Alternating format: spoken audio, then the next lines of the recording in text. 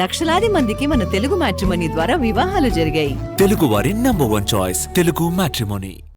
త్వరలోనే కొత్త రేషన్ కార్డులు జారీ చేస్తామన్నారు మంత్రి ఉత్తమ్. ఏప్రిల్ 1 నుంచి రేషన్ షాపుల ద్వారా సన్న బియ్యం సరఫరా చేస్తామని తెలిపారు. అయితే జాబితాలో పేరుంటే కార్డు లేకున్నా రేషన్ బియ్యం పంపిణీ చేస్తామన్నారు మంత్రి ఉత్తమ్.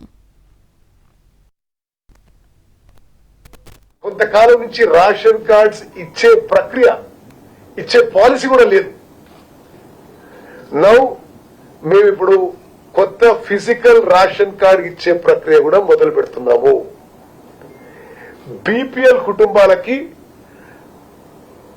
ట్రై కలర్ కార్డ్ 3 రంగుల కార్డు, మరి ఏపీఎల్ కుటుంబాలకి అంటే అబవ్ పవర్టీ లైన్ కుటుంబాలకి గ్రీన్ కలర్ కార్డు డిజైన్ చేసి ప్రింట్కి ఇవ్వడం జరిగింది. మరి అవి వస్తూనే డిస్ట్రిబ్యూట్ చేస్తాం. ఇప్పుడు కార్డు ఉన్నా లేకున్నా ఈ అప్రూవ్డ్ లిస్ట్ లో ఉంటే సన్న రకం బియ్యం 1 ఏప్రిల్ నుంచి లాగు అవుతుంది.